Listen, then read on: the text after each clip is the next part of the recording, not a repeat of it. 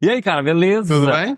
Tranquilo? Como é que estão as coisas? Muito tempo, hein? Desde a última vez que a gente esteve na frente de uma Exatamente. câmera, ao menos conversando juntos. Exatamente.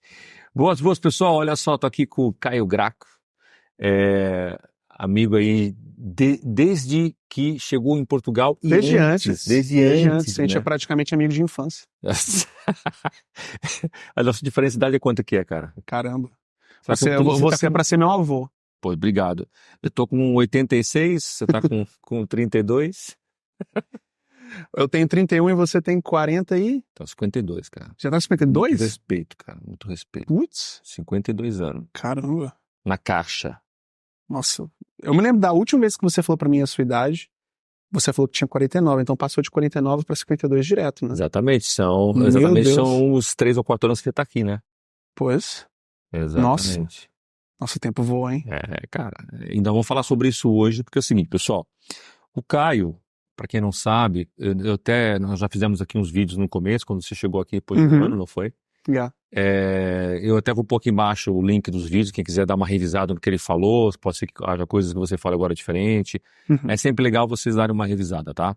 Então é o seguinte, o Caio foi um dos primeiros clientes que eu tive quando eu lancei a ideia de assessoria. Pode admitir, eu fui o primeiro. Não foi o primeiro, você foi o Não? segundo, foi o segundo. Pô, eu pensei que eu era o primeiro. Não, até eu lembro que quem foi o primeiro foi um juiz lá de Recife, Fortaleza, porque eu primeiro lancei um produto que era a chamada online. Cara, hoje em dia quase todo mundo faz isso, Sim. mas você tem que pensar que isso foi em 2017, 18, Uhum. cara. Quase ninguém fazia isso. E o Caio me contratou, né, pra gente bater um papo, porque ele queria morar aqui, ele na altura e a esposa, e a gente queria saber informações, como é que era, até porque ela era de educação física, também Sim, era. sim. E eu acho que de alguma forma também ajudei com aquelas informações. Demais. Foi um caminho, Com certeza. foi um caminho mais reto para Com fazer as certeza. coisas. Em todos os sentidos, não somente no sentido da estratégia em si, mas também com relação aos pequenos detalhes do processo de validação. Uhum. E, bom, hoje em dia eu não estou mais casado com a mesma pessoa, nós acabamos nos separando, mas ela está muito bem aqui. Ainda somos amigos, então eu não tenho nenhum problema em falar sobre isso. Ela está muito bem aqui e uma das principais razões dela ter se colocado na posição que ela está hoje aqui, que definitivamente na profissão dela é excelente, é por conta das informações que você passou pra gente naquele dia. Sim. Eu falo isso sem exagero.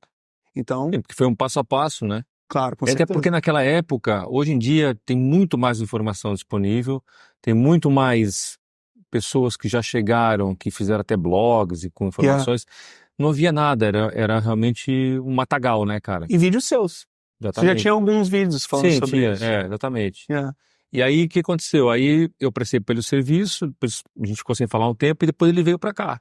Yeah. Aí ele veio pra cá, a gente aproximou aqui em termos de amizade, já fizemos algumas coisas juntos, alguns projetos juntos. Yeah.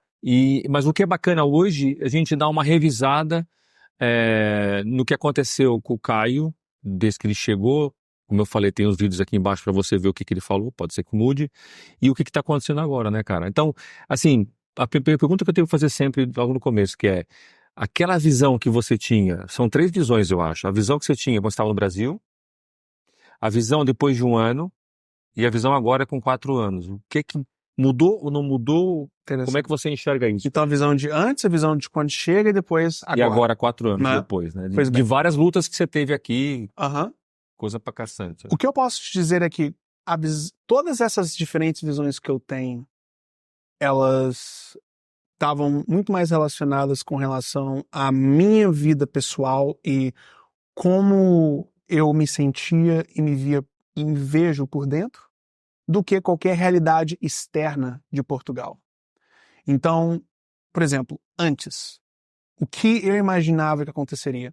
Por alguma razão, eu imaginava que qualquer problema pessoal que eu tinha no Brasil, por alguma razão, essa jornada, essa imigração do Brasil para cá, resolveria. Uhum. Eu pensei que os meus problemas acabariam porque simplesmente eu estaria saindo do Brasil e vindo para Portugal. E eu acho que essa é uma primeira questão que muita gente também tem. Eles pensam que os problemas que não estão sendo resolvidos nas suas próprias vidas, seja os seus hábitos, seja problemas relacionais com um parceiro ou uma parceira, seja problemas com filhos, seja problemas familiares. A gente pensa, dinheiro, tudo. A gente pensa que por alguma razão, quando a gente faz uma mudança drástica como essa mudança não somente vai nos mudar por fora, mas também vai nos mudar por dentro. O problema é que todos os problemas internos que você tem no Brasil, você traz para cá. Exatamente. Não é? Você é o mesmo, né? Você é a mesma pessoa, você somente mudou o ambiente. E óbvio, se você for maduro o suficiente e adaptável o suficiente, o ambiente também te muda. Mas para onde que você vai, lá está você. Ou seja, você sempre vai, a princípio, começar de você mesmo.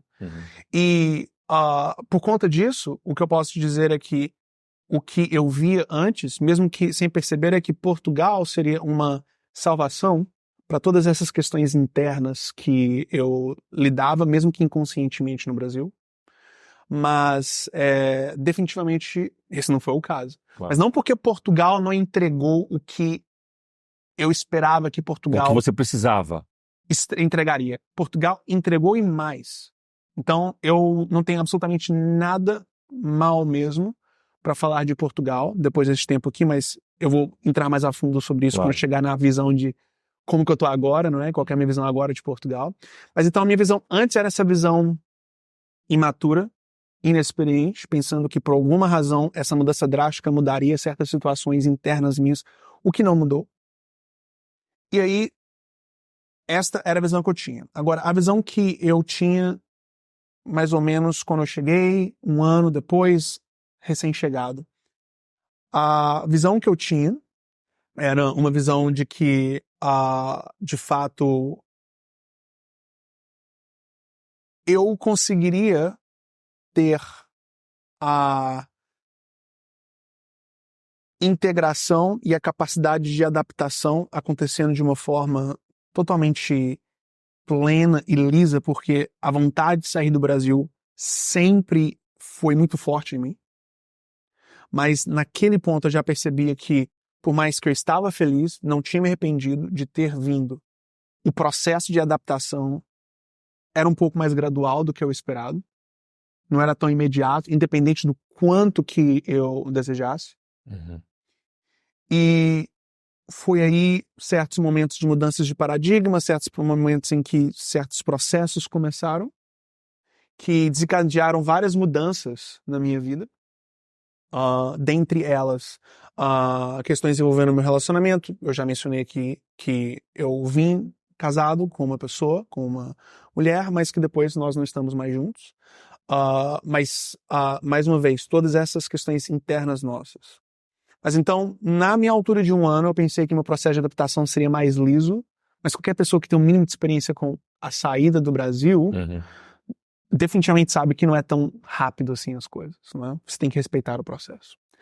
Mas enfim, agora que eu já passei pelaquela ilusão de antes e também passei pelaquele choque de realidade do começo, e agora estou aqui para completar em setembro 4 anos, o que eu posso falar é que, mais uma vez, primeiro começando sobre essa perspectiva interna. Eu cresci pessoalmente mais em 4 anos do que eu cresceria em 40 anos no Brasil. Porque aqui eu tive e tenho que ser uma pessoa muito, mas muito independente. No sentido de que a independência eu sempre tive, mas existe aquela independência material, mas também existe a independência emocional. Onde que você acaba se focando bastante em desenvolver de um relacionamento aprofundado com você mesmo.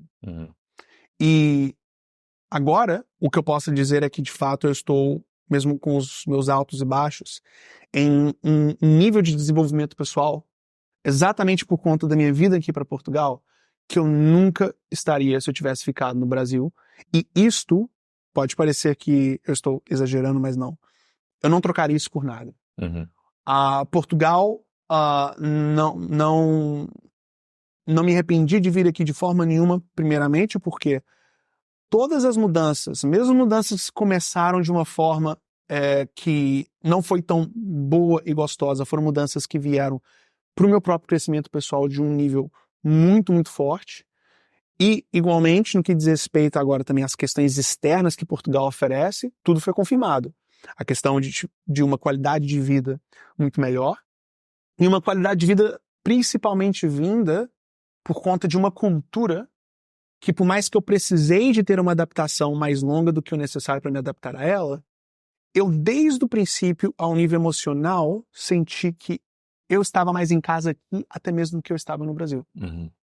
Porque, por mais que eu tive que passar por um processo de aprendizado, eu sinto que aqui é a minha casa.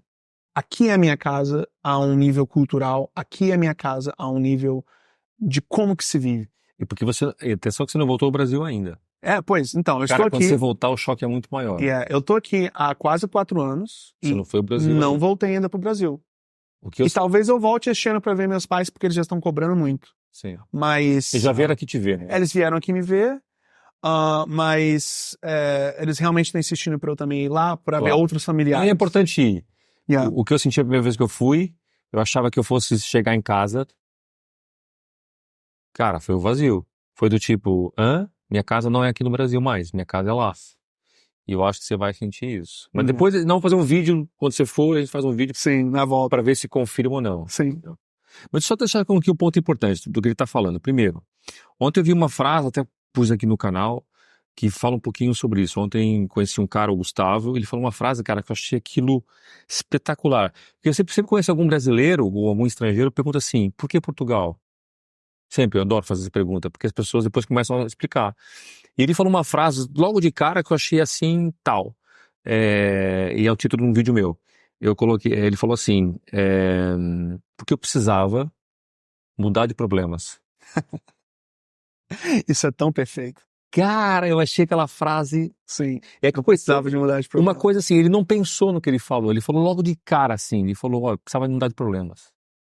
E é exatamente isso que o cara tá falando, não é?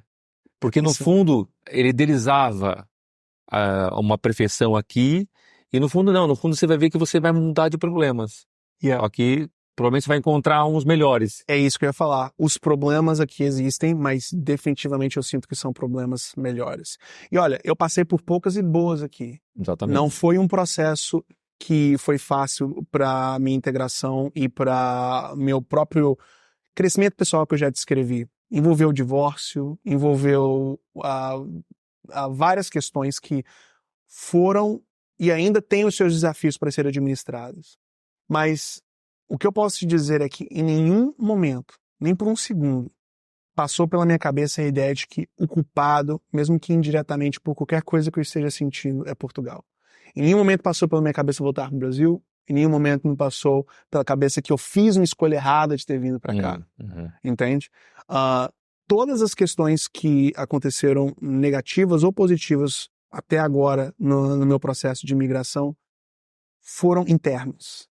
E questões que eu me sinto muito agradecido por Portugal, porque foi a experiência de fato, me tirar do Brasil e me colocar aqui, que trouxe todas essas coisas que eu precisava de desenvolver em mim à tona. E essa maturidade que eu precisava de trazer à tona. E eu acho que esta é a melhor coisa mesmo que uma imigração pode te dar. Não é o dinheiro. Mas vai dar para as pessoas que têm alguma maturidade, vai dar para as pessoas que têm uma cabeça como a tua. Eu acho que eventualmente as pessoas, Não, mesmo elas chegam numa idade que elas podem, Cara, mesmo que a um nível mais, talvez, menos sensível, perceber essas mudanças. Não, eu vou dizer uma coisa muito honesta pra você, cara. Que eu só descobri depois que eu também migrei, né? O pessoal do canal sabe, eu fui para os Estados Unidos, Espanha e tal. Mas em Portugal é que eu descobri, eu tinha uma idealização de que, primeiro, imigração era para qualquer pessoa. Eu achava mesmo isso. Se eu consigo fazer, qualquer um faz. Então eu descobri aqui com esses anos todos que isso não é verdade. Ponto 1. Ponto 2. Descobri que existe muito mais pessoas imaturas e infantis do que eu imaginava. Em que sentido? É o que você está falando. Ou seja, quando uma pessoa sai do Brasil, tudo errado, com pouco dinheiro, sem planejamento, chega aqui ilegal, não sei o quê, a chance de dar errado é enorme. Pode dar certo, mas a chance aumenta de dar errado.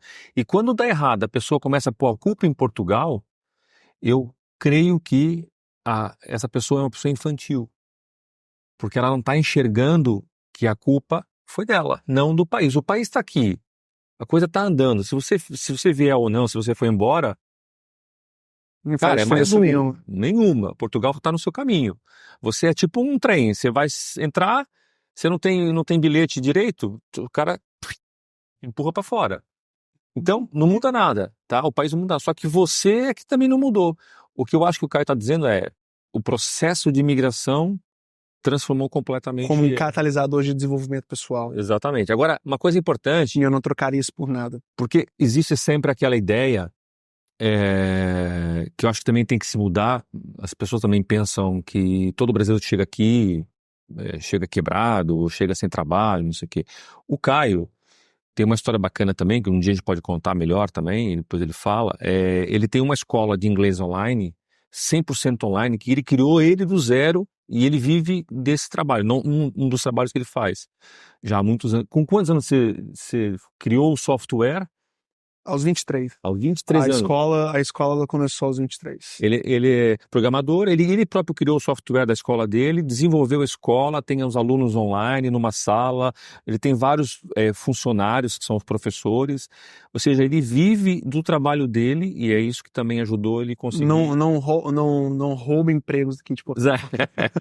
E não é só isso, cara, não venho no desespero do emprego. Não, sim, não. foi muito bem planejada a minha imigração. Exatamente. Foi muito bem planejada. Agora, o bacana, né, como a gente conversa muito, nós somos amigos, é que também essa imigração trouxe para ele uma maturidade no negócio dele incrível, né, cara, que você estava me contando agora há pouco, Uhum. fez com que você olhasse para o teu negócio de uma forma completamente diferente, né. Então, aliás, o Osho já fala sobre isso, né, o Osho fala várias coisas interessantes, que é, primeiro, se você não consegue estar bem com você próprio sozinho, você não vai conseguir estar bem com ninguém. E às vezes emigrar, ir para outro lugar ou para outra cidade, estar um pouco sozinho também às vezes nos faz bem. E outra coisa importante, se você não consegue aprender com os seus erros, então o que você está fazendo aqui no mundo, cara? Porque a nossa vida é um completo erro, eu acho. A gente está sempre errando. Estamos Muito sempre mais errando, erros do que cara. acertos. Olha, ontem eu estava contando, mostrei para ele aqui minhas costas, ontem tomei um tombo. Tomei um capote na praia, caí de costas no chão e era uma cena que se olhasse alguém subindo uma pedra na praia, eu falei que esse cara é louco, meu, tá subindo uma pedra escorregadia na frente do mar, né, cara? É erro. Pronto, entendeu? Agora aprendi com o erro, nunca mais subi E uma foi uma pedra. queda feia, ele me mostrou as marcas nas Não, costas. tô com as costas aqui que feio, entendeu? Nossa. Então, O André, ele talvez não estaria aqui conosco, ele poderia ter literalmente morrido nessa queda. Não, foi uma coisa meio idiota. Agora, é erro. A gente está sempre cometendo erro. Então, se você não conseguir aprender com esses erros, cara, é incrível. O que eu vejo é muita gente culpando Portugal pelo seu processo de erro. Eu já falei uma vez no canal, uma vez não, mais que uma vez, que você veio. Imagina, você deu o teu máximo, você se preparou, dinheiro, tem o seu negócio, chegou, alugou, comprou. Cara, não deu certo. Tá tudo bem. Volta, reorganiza e tenta de novo. Mas você sabe dentro de você que você deu o teu máximo. Esse é um ponto muito importante, porque eu vou ser bem honesto pra você. Antes de eu ter passado pelos meus processos, que eu ainda estou passando de transformação interna, eu pensava que isso era coisa de gente fraca. Essa percepção de que eu tô indo e saio do Brasil e só o prospecto de talvez voltar pro Brasil com o rabinho entre as pernas é um exemplo de fracasso. É eu ser um fracassado, eu ser fraco. E eu pensava, quando eu estava no Brasil, vendo pessoas que iam e voltavam, ou até mesmo nos meus primeiros 2 anos aqui, eu vendo pessoas chegando e voltando, eu achava de certa forma isso uma fraqueza. Mas agora com 4 anos, e lidando com as coisas que eu tive que lidar aqui, mais uma vez, interna, a culpa não é nada de Portugal. O que eu posso dizer é que eu entendo. Eu agora entendo essas pessoas, eu não as julgo da forma que eu julgava. Não, claro. Eu entendo quando alguém pega e volta pro Brasil. E eu antes via isso como fraqueza e agora eu falo, olha, se isto é o que vai de fato fazer você ter paz, e se você efetivamente não está feliz aqui, e não vê um prospecto de ser feliz aqui, volta. Você somente tem uma vida. Você realmente ficar aqui e não voltar para o Brasil por uma questão de vergonha, e acredite, isso é muito comum. mais comum do que as pessoas elas querem admitir. Frequentemente você tem pessoas aqui, eu não vou falar que é a regra, mas eu acho que existe um número grande de pessoas aqui que tem essa tendência a, em teoria, não gostarem de estar aqui, estarem sempre reclamando daqui, mas não vão embora. E talvez um dos motivos que mantém essas pessoas aqui, mesmo elas não sendo felizes, é a vergonha. Por quê? Ela teve no Brasil um processo de preparação onde ela teve que declarar para todo mundo, eu tô indo para a Europa. Claro. E existe, pelo menos na visão delas, uma expectativa das outras pessoas da família dela de que, ok, se você vai fazer isso, você vai ter que dar certo. E ela sente que, de fato, se ela voltar, é uma admissão de derrota. Uhum. Então ela prefere ficar aqui mesmo infeliz, e reclamando, e espalhando ideias tóxicas sobre Portugal, e sobre a vida, e sobre os europeus, e sobre isso e aquilo, ao invés de fazer o certo da vida dela, que é, se está infeliz, entra no avião e volta. Ou vai para outro local também, não precisa de estar aqui em Portugal. Cara, eu já falei várias vezes isso. O cara que tá aqui infeliz, ele tá atrapalhando a vida dele. E dos outros. E a dos outros, porque ele tá aqui, como você falou, tóxico, né, cara? Tá fazendo mal também aos portugueses, enchendo o saco, tudo tá ruim, tudo é péssimo, né? Uhum. E depois isso, no fundo, acaba por não criar nessa pessoa um processo que você teve. Foi um processo... Não, está funcionando, só verificando. Foi um processo que você teve de crescimento, né? E ainda estou tendo todos os dias. Exatamente. Então, não... Eu acho que esse crescimento, se você não conseguir encaixar esses fracassos e problemas no teu processo, você não vai ter nenhum tipo de crescimento. E é engraçado que as pessoas pensam que dinheiro resolve isso tudo, né? Cara, o Caio, obviamente, não é rico, mas tem uma vida confortável, tem uma escola com 300 alunos, tem a vida dele, tem uma vida confortável aqui e vou dizer, passou aqui por umas coisas fortíssimas na vida dele, como falou, divórcio. Pessoal, claro. Que, diga de passagem, eu vou ser bem honesto, você é completamente transparente. Afetou a minha vida financeira também. Claro que afeta. Porque você tem um relacionamento de 10 anos, você tem um divórcio, você está longe da sua família, você não tem as pessoas que você sentia que eram a sua rede de segurança.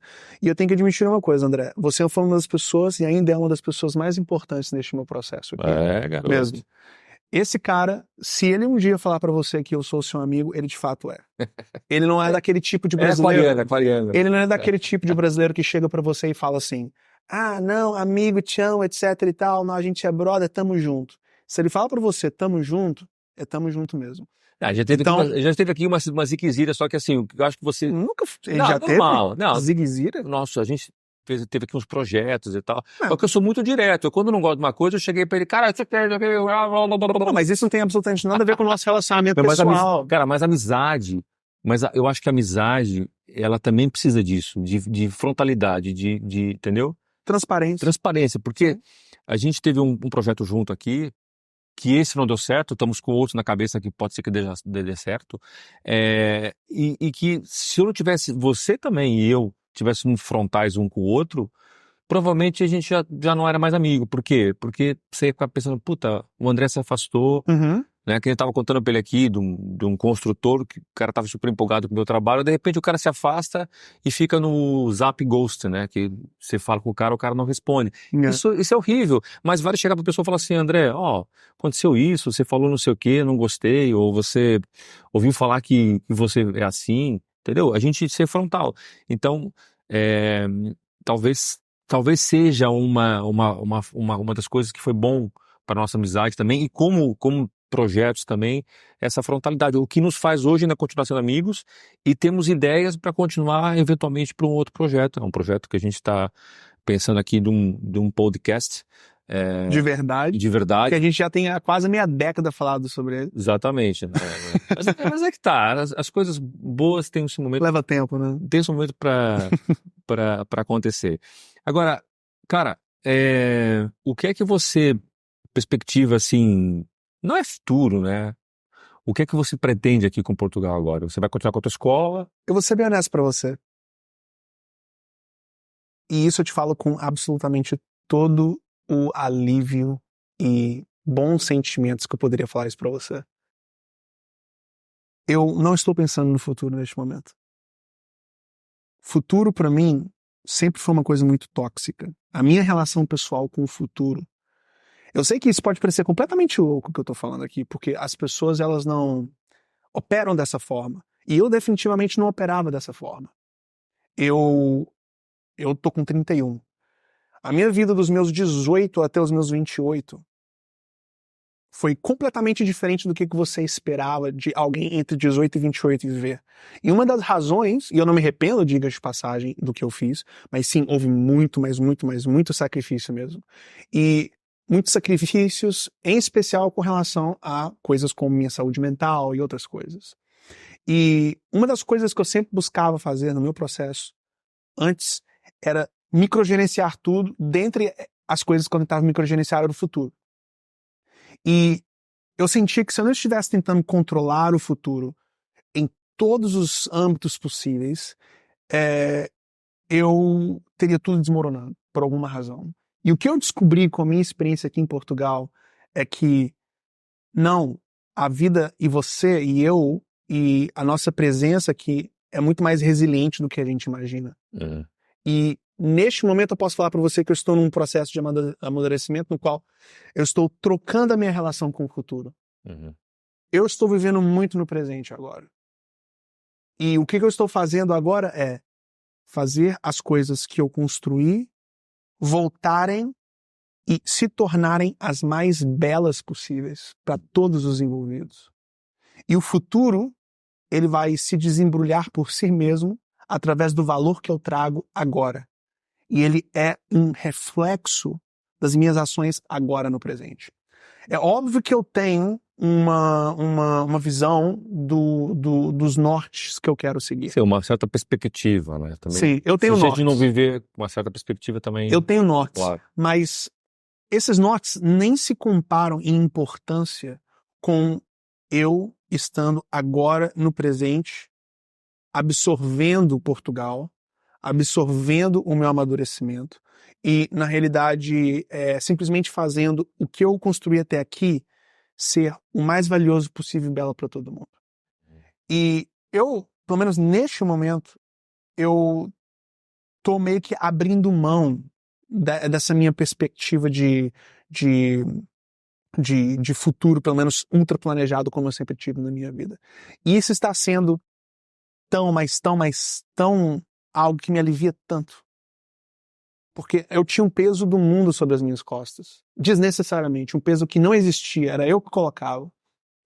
Então... Você e, às vezes, a sociedade lá na volta. Porque as pessoas criativas, e o Caio é uma pessoa criativa, tem a própria escola que ele criou, o software, que tudo é criação isso, né, cara? O podcast, tudo é criação. Os vídeos, tudo é criação. As pessoas criativas, elas têm um tempo, que é um tempo dela.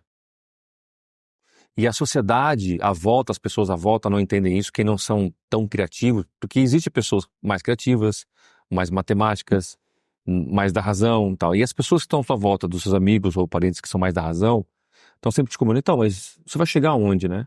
Uhum. Qual é o resultado disso? Mas você começou a fazer isso agora por quê? Mas você vai ganhar dinheiro com isso, né?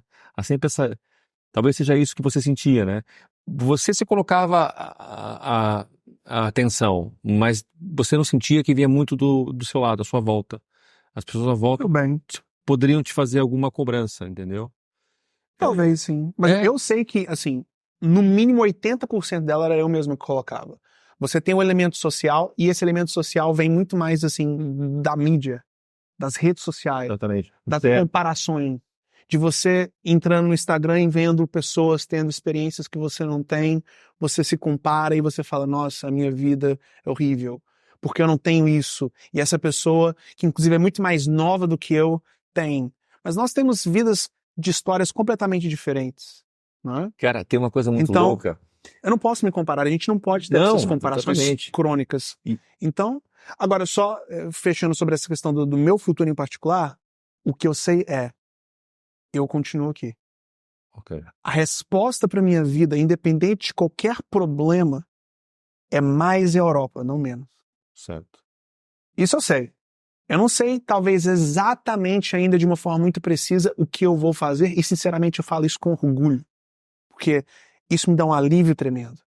Mas o que eu sei é que a resposta para minha vida é sempre mais Europa, não menos, porque aqui é a minha casa. Boa, boa. Então, Cara, é uma coisa engraçada que quando eu comecei no YouTube com outro canal de fitness, né? Hoje em dia a gente tem, claro, eu e você, a gente trabalha com redes sociais, que o algoritmo, no fundo, é até nocivo muitas vezes. Por quê? Quando eu comecei a trabalhar, eu colocava um vídeo lá de fitness, não sei o quê, e quando eu ia ver meu vídeo, apareciam os vídeos dos meus concorrentes. E claro, que hoje em dia eu sei isso, mas no começo eu não sabia. Claro, os meus concorrentes só apareciam vídeos na época, quem tinha 100 mil visualizações, cara, era muito, eu lembro. Hoje em dia 1 milhão não é nada, mas há 10, 12 anos atrás, quem tinha 100 mil visualizações era muito. E eu sempre via os caras, pô, o cara tem 100 mil, meu vídeo só tem 2 mil. Né? Então a gente está sempre, eu não estou mais, mas essa é uma certa maturidade que se ganha. Você está sempre olhando para o jardim do outro, né? Como melhor, yeah. mas você não está vendo a terra que está lá embaixo, né? Porque depois comecei a perceber o que eu fazia. Eu vi o vídeo do cara com 500 mil, porra, lancei um vídeo bom, minha aula é melhor que essa, eu acho, sinceramente, e tem 3 mil visualizações, né? Quando eu comecei no canal dos caras, é que eu comecei a ver que eles tinham também um monte de vídeo com 3 mil visualizações. E por acaso ele tinha só um que tinha 500 mil. Então, o que acontece? Acontece que a gente acaba vendo que é tudo uma fantasia, né? Porque você está se espelhando numa coisa que no fundo não é tão real assim. O cara também tem a maioria dos vídeos com 3 mil visualizações. E também E hoje em dia tá igual. E também a própria vida da pessoa. Vamos ir para um nível mais a fundo. Quando você vai, talvez se você acaba por conhecer essa pessoa de uma forma mais aprofundada, você percebe que ela também tem problemas. É claro. Ela tá ali no Instagram mostrando a barriga tanquinho dele, tá mostrando o carro dele, tá mostrando a casa dele, tá mostrando isso e aquilo, mas aquela pessoa é cheia de problemas. E eu passei por essa experiência em primeiro lugar. Eu fui uma pessoa que cedo na vida eu me tornei uma pessoa que, no ponto de vista financeiro, objetivo, foi mais bem sucedido do que a média das pessoas. Obviamente tem pessoas muito mais bem sucedidas do que eu, mas eu cedo na minha vida eu tive a capacidade de ver sucesso, pelo menos a um nível que eu pensava que eu não conseguiria. Mas o que você encontra no topo dessa montanha se você não tem os fundamentos ali certos? É um vazio. Desmorona. E aí o que acontece é que o que você tem é o desmoronamento, porque você construiu um castelo de cartas. Claro. A sua vida foi toda construída com um castelo de cartas, porque você sempre fica projetando, pensando que, ok, quando eu ter determinada coisa, quando eu ter esse dinheiro, ou, falando aqui de imigração, quando eu estiver em Portugal, eu vou ser feliz. E era exatamente isso que eu pensava, mesmo que inconscientemente. E quando eu cheguei aqui em Portugal, eu vi que todos os problemas que eu tinha simplesmente continuaram em um outro local. É a tal frase do Gustavo, né? Eu quero mudar de problemas, né? Exato. Só que se você não mudar, acaba por não... Uma coisa é fato, assim, com alguma experiência que eu tenho de imigração, viver fora do Brasil, eu digo, é uma experiência que eu quero para meu filho. Nossa. Eu quero que o Lourenço, o mais rápido possível, eu falo sempre, ó, tchau, Dinamarca, terminar um curso de inglês na Inglaterra. Não, manda ele pra África. Ir pra Dinamarca. Não, Europa, cara. África? Europa, Não, ele pode ir pra África. Pode ir pra África, não tem problema nenhum. Tem uma experiência mais hardcore. Tudo bem. Mas o que eu desejo pra ele, como pessoa, é que ele esteja em locais que ele se sinta bem, obviamente. Sim. Mas eu confesso que eu idealizo pra ele sair aqui de Portugal para ter essa experiência. Não é uma experiência, eu vou estudar na melhor faculdade da Dinamarca. Também é importante isso, mas é ele sentir o sozinho, estar no quarto dele, fazer o ovo frito dele, entendeu? Ganhar a independência dele, entendeu? E isso é algo que você não vai conseguir estando na sua bolha no Brasil. E os teus filhos, atenção que eu vou dizer para você, cara. O teu filho que tá aí num condomínio fechado, que tem cinema aí dentro, piscina, cabeleireiro, segurança armado na porta, não pega um ônibus não sabe pegar um raio do ônibus, não anda a pé na rua, o teu filho vai estar sempre muito Limitado. limitado. Sendo bem honesto. A palavra não é inferior. Não. Ele não é inferior ao meu filho. Ele vai, em termos de independência pessoal, ele vai estar sempre abaixo do meu filho ao longo dos anos. Porque essa experiência de vida é que vai trazer para ele maturidade para ele depois construir outras coisas, entendeu? Então essa bolha aí que o seu filho vive não é bom para ele. O bom é ele vir para um lugar, qualquer lugar que esteja com insegurança, como a Europa, e você vê aqui a molecada saindo para a escola com 8, 10 anos, com o telefone na mão, fazem a vidinha deles. É mentira? Não. Que hora você sai aqui, cara? Agora você tá solteiro, você sai meia-noite, 1 da manhã, a pé. Até porque a noite em Lisboa, eu não sei se vocês sabem disso, mas a noite em Lisboa, eu moro aqui em Lisboa agora, não é? Porque, assim, é importante deixar bem claro. Numa primeira vez que talvez vocês tenham me visto no canal aqui do André, eu ainda morava em Caldas da Rainha. Agora nós estamos em Lisboa, aqui na minha casa. Eu moro em Lisboa agora. O André continua morando em Caldas da Rainha, eu moro em Lisboa. E especificamente a noite de Lisboa começa 3 horas da manhã. É insano. Aqui quando você pega e sai de noite, você não tem uma outra opção a não ser estar na rua de madrugada. E aí, trazendo aquela questão da insegurança, o que eu posso te falar é que, ao mesmo tempo em que a gente não é inocente e entende que a gente não pode ficar completamente relaxado, o fato é que, olha, se você anda 2, 3 horas da manhã no centro de Lisboa, sabe o que você vê? Pelo menos essa foi a minha experiência. E é a minha experiência todas as vezes que eu saio à noite, mesmo quando eu vou para locais mais vazios. Eu vejo gente limpando as ruas, eu vejo gente passeando cachorro, eu vejo gente sentada nos bancos conversando no celular, e eu vejo aquelas... Qual é o nome daqueles carros que passam, que tem tipo umas... Sim, o que limpam as ruas para jogar água nas ruas. O carro da câmara. Eu recebi um amigo aqui em Lisboa que ficou aqui em casa durante 2 dias e eu falei para ele, o nome dele é João. Eu falei, João, se a gente for pro centro de Lisboa agora, é isso que você vai ver. E ele falou, eu duvido, porque ele tinha acabado de chegar de Paris. E ele foi assaltado em Paris. E ele tava reclamando como que Paris era inseguro, ele se sentia meio nervoso em Paris. Eu falei, aqui em Lisboa é diferente. Se a gente for pro centro da cidade, e ele tinha chegado tarde aqui em casa, então era literalmente 2 horas da manhã, e a gente decidiu ir lá pro centro. Não foi no Bairro Alto, a gente foi na Praça do Comércio. Uhum. E aí a gente pegou um Bolt, pegou um Uber, foi pra lá, e eu mostrei pra ele exatamente o que eu tinha falado aqui em casa que a gente viria. Totalmente seguro, tranquilo, a gente andou pelas ruas tranquilamente. Então, assim, é de fato uma diferença brutal. Claro. Com certeza. E aí volta isso que eu tô falando, ou seja, essa experiência que você tem que dar pro seu filho é essa, entendeu? Não é a experiência da bolha. A bolha não vai desenvolver teu filho.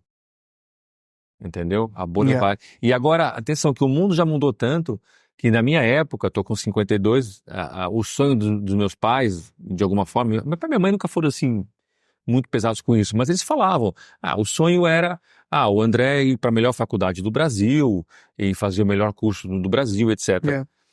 Isso já foi, gente. Hoje em dia você tem molecada aí que às vezes nem termina a faculdade, ou para no meio, desenvolve negócios digitais milionários, então Isso, tipo eu. Mas eu não sou milionário. Mas a minha história foi essa, basicamente. Exatamente. Então, quer dizer, o mundo está tão diferente que a nossa ideia de mundo também, em relação ao desenvolvimento das pessoas, já está se alterando, entendeu? Agora, você imagina um adolescente que já tem uma família com esse pensamento um pouco mais antigo, tem que ir para a faculdade, FMU do Brasil, não sei o quê, e o cara vive numa bolha, o mundo aqui fora está correndo de uma forma e ele está correndo em outra. Teu filho está correndo em outra estrada. Eu não quero dizer que essa estrada é ruim, mas é outra estrada. O mundo está para cá, o teu filho está indo para lá, ok? A minha mãe fazia um exercício comigo quando eu era criança, que é o seguinte. Tua mãe era professora ou era advogada? Tua mãe é advogada. Bom, minha mãe agora era funcionária pública, mas ela já foi professora e advogada. E ela foi a minha professora na 6ª série de geografia. Mas a minha mãe, ela fazia um exercício comigo quando eu era criança, que era o seguinte. Quando eu tinha um problema e eu trazia pra ela, ela falava assim, Caio, eu vou te ajudar a resolver esse problema, mas antes de eu te ajudar, vamos fazer aqui o seguinte exercício. Imagine que você está sozinho numa ilha deserta. Como que você resolveria isso? E só depois de eu pensar e vir com uma solução formada por mim, é que ela depois pegava e dava um feedback. E então isso significa que, por exemplo, eu já fui criado de uma forma no qual a minha mãe, ela valorizava uma independência psicológica e emocional. Mas nem se compara. Por mais que eu realmente não tenha um relacionamento de dependência com os meus pais, nem se compara com, de fato, o quanto que eu cresci e cresço por ter vindo para Portugal. Claro. E esse processo, então, que você está falando que é para o seu filho, que é ele, de fato, ir para um outro país, e isto ser um catalisador de um desenvolvimento gigante para ele, eu te falo, nada vai, de fato, desenvolver alguém mais do que isso. E se você é alguém que, de fato, valoriza o seu processo de desenvolvimento pessoal, que é extremamente importante para a sua existência aqui, neste tempo que você tem de existência aqui na Terra, eu acho que esta é a principal coisa que você tira da imigração. É o aprendizado de principalmente quem você é como pessoa, os seus pontos fortes, os seus pontos fracos e o seu desenvolvimento pessoal em cima disso. Exatamente. Não é? Exatamente. É tudo que você tem no final. E é tudo que você é, né? No final, é tudo que você é. Porque eu costumo dizer o seguinte... É aquilo da sua tatuagem, né? Que você tem aqui, ó. Da vida levo. Da vida levo o que vivo. É, de fato, a sua experiência prática da sua vida, que é o que efetivamente você leva e que acaba formando quem você é. Sim. Eu acho que, cara, as experiências... Tem aquela... Eu faço uma simulação com aquela frase, né? Que a ocasião mostra o ladrão. Não tem aquela frase? A ocasião mostra o ladrão. A oportunidade, né? A oportunidade mostra o ladrão. Sim. Eu costumo dizer o seguinte: a oportunidade não mostra o ladrão. Que você vê aqui em Portugal um monte de carro cabriolé aberto e ninguém rouba. Então, na verdade, a ocasião não mostra o ladrão. A ocasião, às vezes, para algumas pessoas, mostra o ladrão que você é. Então, se você é ladrão, a ocasião vai só mostrar a tua personalidade. E você vai roubar. É igual álcool. Exatamente. Quando a pessoa fica bêbada, ela tá falando a verdade. Cara, eu bebo dois copinhos, eu fico tranquilo. E se eu beber uma garrafa, também não vou começar a ficar doido. Mas há pessoas que se alteram com álcool. E na vida, eu acho que é a mesma coisa. Quando você se põe numa experiência de imigração, ela só vai revelar quem você é. Se você é uma pessoa mais forte, essa experiência vai te revelar e você vai até se conhecer como mais forte. Ou então, como foi o caso do Caio. Mais fraco. Que nem sabia que estava tão fraco emocionalmente. Sim. A experiência deu-lhe uma muquetaça na cara, ele cambaleou e voltou para o centro, né? Tá indo, mas isso vale para tudo, vale para a área emocional, para a área educacional, para a área financeira. Então, a experiência só vai dizer assim, ó, você tá ou não tá preparado. Se não tá, ou volta ou se adapta, ou melhora. Sim, e a essência disso tudo se você chegou à conclusão, como eu cheguei, que você é mais fraco do que você imaginava, você, antes de tudo, ter a humildade de aceitar o ponto em que você está agora. E não se autoflagelar por conta das suas fraquezas. Porque você é um ser humano, você não é um robô. Claro. Não é? Você não tem a obrigação de ser a prova de balas.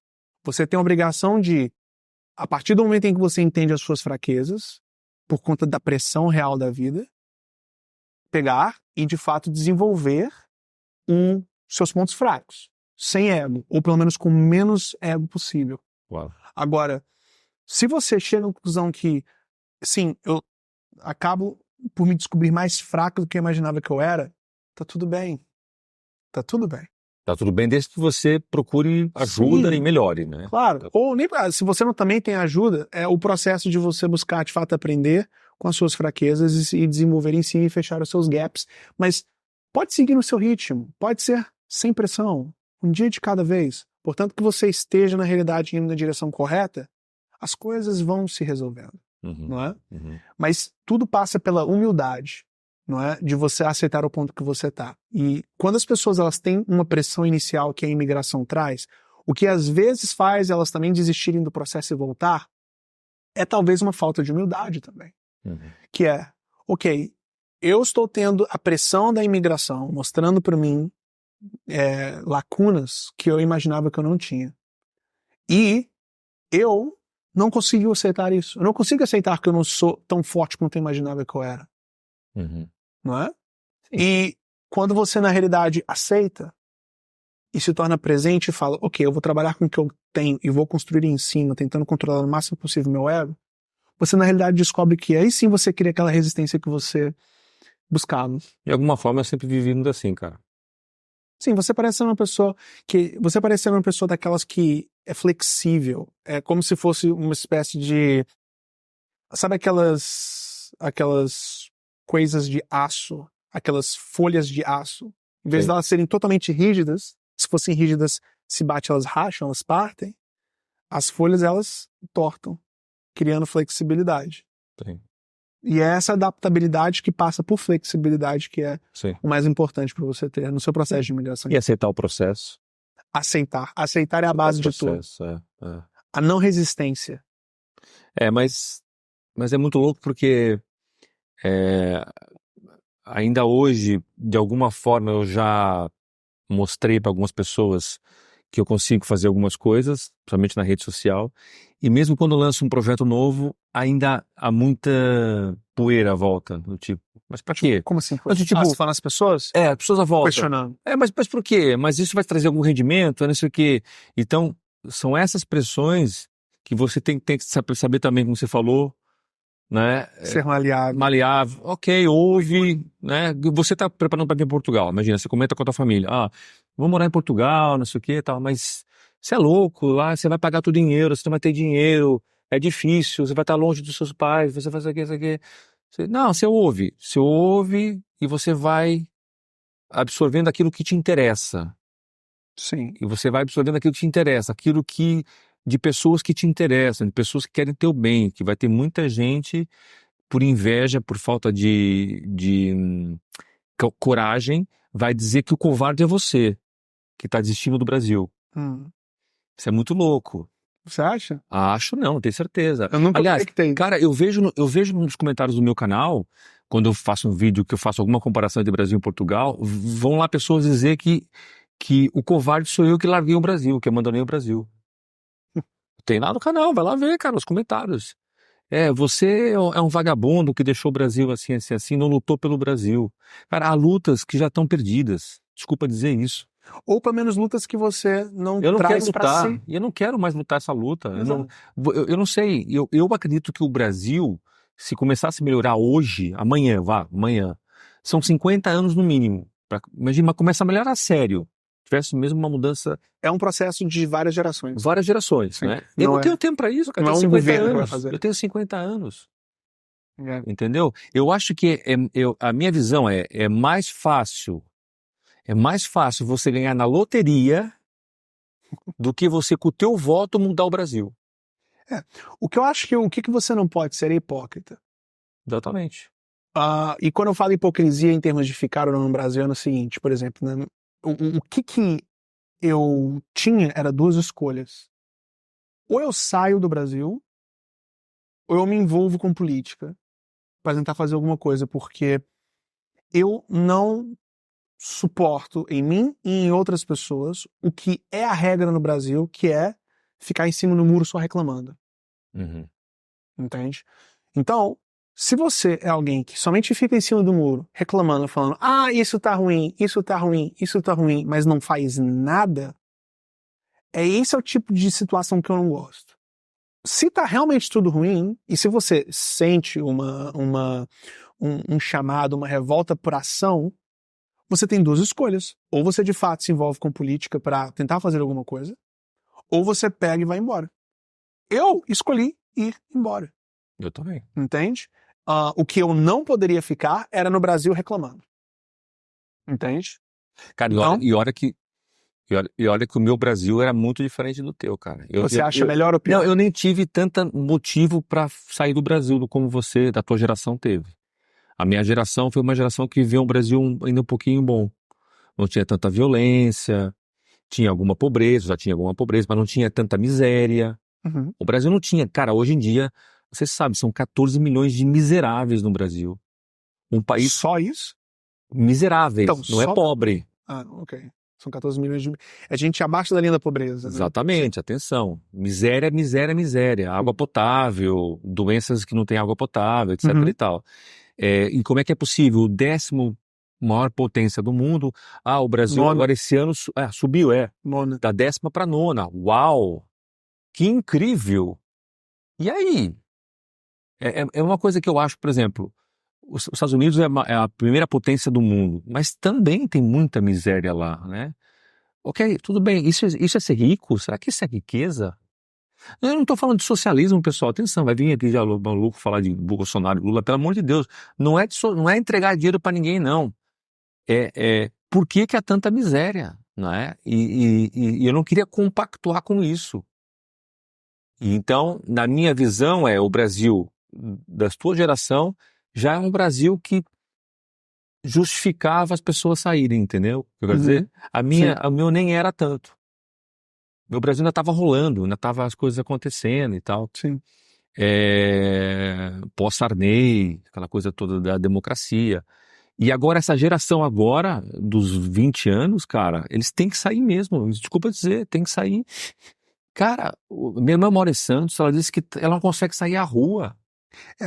Pra mim ou sai ou fica e luta, mas lutar mesmo. Mas você consegue mudar uma coisa no Brasil, cara? Não, mas eu entendo. Consegue, não é uma questão de mudança. Nós temos uma visão diferente nisso. Não, mas não é uma questão de mudança, até mesmo que eu espero, André, da minha própria vida. Vamos imaginar que eu tivesse escolhido ficar no Brasil e me envolver com política, porque de fato, explicitamente na minha cabeça era isso.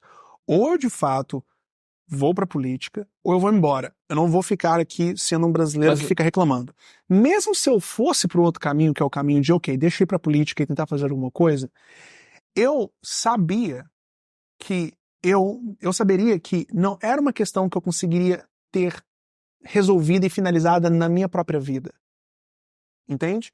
Eu entendo que não haveria nada que eu poderia fazer que resolveria os problemas a um nível, assim, extremamente substancial ainda na minha existência. Mas eu poderia ser a parte do movimento que começou primeiro a marola e depois Você era veio morto a onda. antes, velho. Você era maluco, cara. Você era morto antes, cara. Não, morto? Não acho. Você sabe que ele pensa assim? Porque ele era de Brasília, ele nasceu em Minas Gerais, mas ele morou muito tempo em Brasília. Então eu entendo que você tinha essa visão do tipo, ou eu faço A ou eu faço B. Ou eu vou pra política e tento mudar isso, que a tua visão periférica do seu dia a dia era Brasília, cara, eu entendo isso. Mas o cara que tá num outro estado do Brasil, ele nem pensa em política, ele quer ver a vida dele, cara. Você ainda achava que havia duas soluções. Esse cara nem solução tem. Mas mesmo que você fosse, na minha opinião, cara, eu acho que, infelizmente, e respeitem a minha opinião, o Brasil está de uma forma tão estranha, tóxica, que dificilmente uma figura só, ou duas ou três, consigam mudar o que está acontecendo no Brasil. E não falo de esquerda, e não falo de direita, falo de um aspecto mais amplo. Sim. Entende? Quase que de uma coisa doentia mesmo, entendeu? Na própria política, né? Uhum. Aqui em Portugal também tem corrupção, tem político super infantil. Se você assistir o parlamento português, cara, tem lá uns babacas super infantil que você vê que não estão afim de melhorar o país. Eles querem as suas coisas, né? Quando você vai mais pro norte da Europa, Dinamarca, é que você vê políticos sérios. Você vê pessoas que estão ali para o bem comum, que vão de casa para o parlamento de bicicleta. Então, existe um fosso Brasil e Dinamarca, cara, assim, é 8 e 80. E depois você tem Portugal, que é o 40. É o que eu sinto com quase tudo aqui em relação ao Brasil. Portugal, Dinamarca e Brasil. É um déficit de sociedade muito grande. Quando você salta de Dinamarca para Portugal, você sente, você fala, puta, aqui as coisas poderiam ser melhor, é muita burocracia, os políticos não são tão legais. Quando você vai pro Brasil, cara, eu sinto que é o fosso. Eu não sei, o que Eu ainda vou descobrir isso. Você não porque... foi a Dinamarca, né? Não, ainda não fui para Escandinávia, mas eu também ainda não voltei pro Brasil. Então eu voltando pro Brasil esse ano para visitar minha família, talvez eu sinta isso. E as pessoas não pensam que eu digo isso com muita alegria, uau, que eu sou... Não, é a minha opinião. Já fui à Dinamarca, na altura eu fui para morar lá, então eu passei meses estudando a Dinamarca. Quando eu fui em 2014, a ideia era morar lá. Então aquilo que você está fazendo agora, que é estudar Portugal, eu fiz muito isso. Então eu sei um pouquinho do que eu estou falando. E eu vi lá, eu conversei com os dinamarqueses e tal. Eu conversei com um cara que, por acaso, ele é casado com uma brasileira. A história é bem legal, cara. E ele Eles adoram os brasileiros. estava falando sobre Portugal, Brasil, essa história e tal. Ele estava fazendo assim, pô, mas vocês têm um país maravilhoso, tem soja, tem não sei o quê, tem não sei o quê. E eu falei assim para ele, mas o que isso interessa? O que interessa é a sociedade, o que ela vai fazer com esses recursos, né? E ele falou assim, ó, sabe, eu vou te contar uma coisa. Ele, na época, quando começou o Airbnb, ele já tinha 11 apartamentos. O cara tinha 11 apartamentos lá. Isso em 2014, vê lá. E ele falou assim, sabe, um dos prédios que eu tenho apartamento, mora a primeira-ministra. E lá nós temos uma regra. Toda semana, uma vez por semana, um morador tem que varrer e limpar o prédio. O prédio. E eu falei assim, ela limpa? Ela falou, ela limpa toda semana. A semana dela, ela limpa. Eu falei, mas ela não põe ninguém para limpar? Pô, ela é a primeira-ministra. Ela falou, não, não. Ela limpa. E ela vai pro trabalho de bicicleta. Cara, você tá vendo a diferença do deputado que ganha 50 mil reais, que tem 12 assessores, carro, cartão de crédito, e rouba no cartão de crédito, pro cara que vai trabalhar de bicicleta e limpa o seu prédio? A diferença é só uma, cultura. Exatamente. Não é nada material. E como é que você vai arrumar isso? É imaterial. Cara, é difícil, cara. A minha perspectiva é que se eu me envolvesse com política mais uma vez, era me colocar fazendo parte de algo que a longo prazo poderia ter alguma mudança. Talvez não na minha própria vida, mas o que eu não poderia era, de fato, ficar em cima do muro. Não, sem dúvida. Porque isso criaria uma dissonância cognitiva tão E pra forte dentro de mim pra você. que eu não aguentaria. Então, é uma questão que era também individual minha. Uhum. Mas eu fiz os cálculos, fiz uma perspectiva do que eu senti que era de fato a melhor solução de longo prazo para mim, e eu cheguei à conclusão que era sair do Brasil. E, de fato, se comprovou como sendo. Não é? Boa. Bom, cara, estamos aqui conversados. Eu quero saber a tua opinião. Eu sei que a gente falou de muitos assuntos, mas a base aqui foi a parte emocional da imigração, foi a experiência do Caio, a preparação, as diferenças culturais desses países, enfim. Põe o que é que você sentiu, o que é que você pensou, se foi legal para você esse bate-papo, tá? Cara, vou deixar aqui embaixo a tua escola, Claro.